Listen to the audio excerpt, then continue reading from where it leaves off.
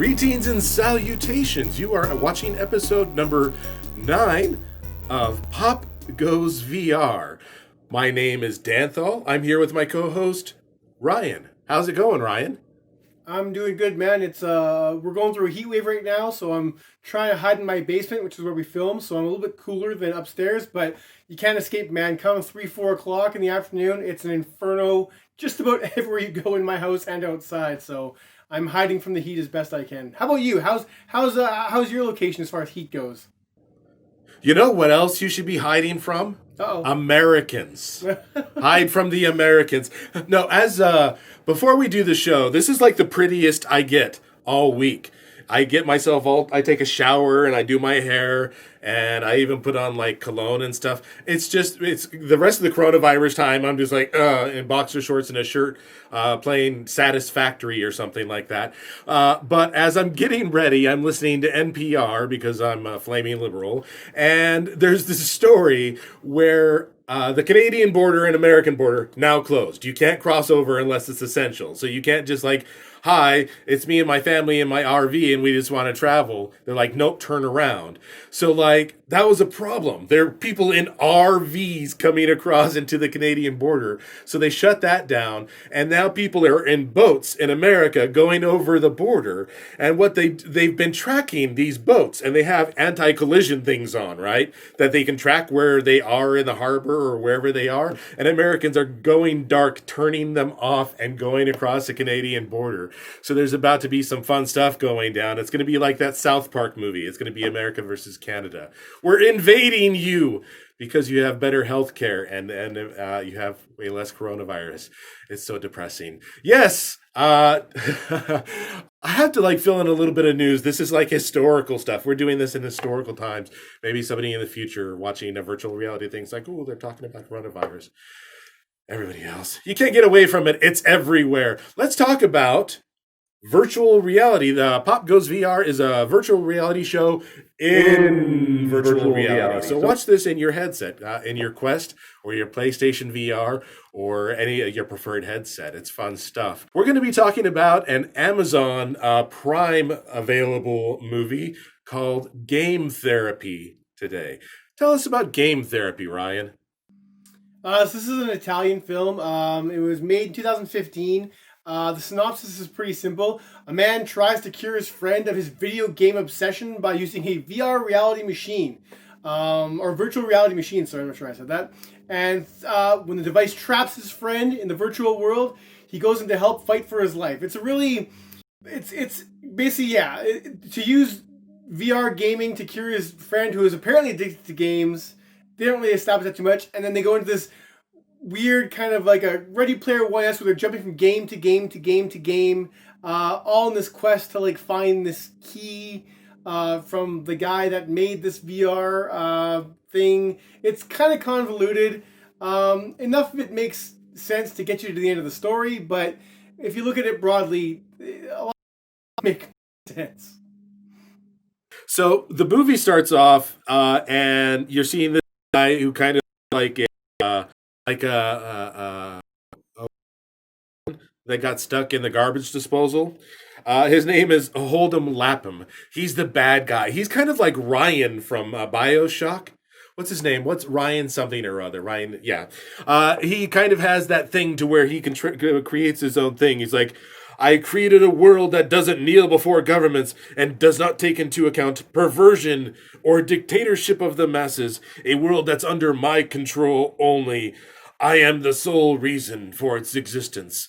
That's what he's saying. So he's giving this like supervillain speech at the beginning of the movie, which is really weird. Oh, he's this tech nerd. And then the main lead, Johnny, he does like this kiss peace thing to a poster of Holden Lapham on his wall as he goes on this quest for the VR game machine thing, and it gets weirder from there. What did you think of the use of technology and video game culture in this movie? when this thing starts off, I was pleasantly surprised. I mean, obviously this is like like an indie film from another country, so I didn't have high expectations. But like, so it started off, dude's playing PS4. They're showing like Devil May Cry on there. It shows his game library, and it's like just PlayStation games. And then they go into the actual virtual reality side of things, which is very kind of familiar. You jack in. It's very Matrix style. You don't have to insert something, but you're putting probes on your head and stuff. Whatever, that's fine. And then you're in. And then like the first thing he goes into is like an Assassin's Creed clone. And these are straight up clones. There's no mincing words here. You're an Assassin's Creed clone. You're in like a Dance Revolution thing. You're in Uncharted. They're just straight up. They don't say the name of the games, but you're very clearly going through these game worlds. I mean, like I said, as far as the VR tech goes, it makes as much sense as the Matrix or anything else. It works. It's weird that this Holden Lapham guy or whatever makes this VR universe, this multiverse, but then it's only like in like a hidden basement where this nerd finds it because he put an Easter egg in this other game that we never see that this one kid Frank found, or no, was it Frank? Yeah, Frank found, and it's super convoluted. It's like they took little aspects of Ready Player One, but then just like made them in their own little like backplot, and then made this whole new, basically an excuse to just kind of honest to God, I was sure these two guys are probably video game fans, the guys that made the movie anyway, and they just kind of were just like, let's just Assassin's Creed, Grand Theft Auto, Battlefield. They're just like, let's just put ourselves in our favorite games and make a movie around that. And like I said, it starts off pretty funny. It's very tongue in cheek. The Assassin's Creed thing I laughed at when he bumps somebody and like avoids them, like when you're walking through a cloud. It's like, or a crowd, and it goes to like slow motion, like it's this big epic moment, like it's part of the game. Yeah, it was fun at the beginning of the movie. I was having fun with it, and then it just kept going. Yeah. It very much has the feel of a team of people that's putting a movie together. The computer graphics and stuff like that, whereas they're not Hollywood quality now. They were Hollywood quality maybe 20, 30 years ago, but they put a lot of effort into computer graphics and doing things in transitions and doing other things that are film elements. So they really did, that's why I said it has that film student quality to it, because of all of the pieces that are layered there and the way that you make a movie when you're doing film school. I did a little bit of film school, not much film school. I've done enough film school to be able to produce a VR180 thing while I'm in my mid-40s. But yeah, I was watching the movie and watching for little funny things. When you're talking about the kid Johnny goes into his, the other kid Frank goes into his room to get video games, I paused and I looked at every single title that was on the shelf, and it was super clear that they just went into like a GameStop and grabbed the F section and put that in there, and then put some other titles. And it's just all of the sets and everything they had built were interesting in the way they did it. They had access to quite a few different locations on there, so I was happy with that part. But yeah, the basic plot of the movie is the kid discovers this VR thing. He sends his friend into VR, and he's got to coach him through. But you can't really die in VR. But if you die in VR, then it fries something in your synapses, and you can't go back in again. You're locked out of the VR world forever. So you have to be careful. You had to add some suspense to where when they're in the virtual worlds, you can really get hurt. And yeah, it got more and more convoluted. It made less and less sense as things went on. They have their final showdown with Holden Lapham, who inside the world takes on the form of like a Dementor or something like that. And it's like, I'm like, dude, it's Holden Lapham. He controls the keys to everything. He's like a super god in here. How are they able to catch him with a Ghostbuster trap, which is essentially what they do? They build a Ghostbuster trap thing, and then they capture Holden Lapham, and it's weird and it's silly. The translation is bad. I wouldn't quite call it the Velocipaster of VR movies, but I guess maybe it would be, because it's kind of funny, it's goofy. If you like VR, you won't be terribly disappointed. You won't hate me. Watch at least the beginning part of it, the first 15 minutes, and then skip through and see it. It's worth it. It's free. It's on Prime. It's part of the pop culture for VR, for sure. Yeah, I mean, like I said, I recommend it if you're a fan of this kind of stuff, but know full well it's like it's a cheesy, like B-movie kind of thing. But I actually, so you mentioned the effects. I was also impressed by the effects. I was not expecting them to some things to look so good. Like, when the world was generated, like everything was kind of like Matrix styles, like sewn in there, like little like I don't know what you call it. It was like digitized in. I thought it looked decent. I mean, like I said, it's not AAA, we're not like Hollywood film, but like I said, I still thought like it looked all right. I like weird choices in that movie, or where like Assassin's Creed. As soon as the guy is in the game, and you can see he's in like the garb, but he still has like his sweatpants on.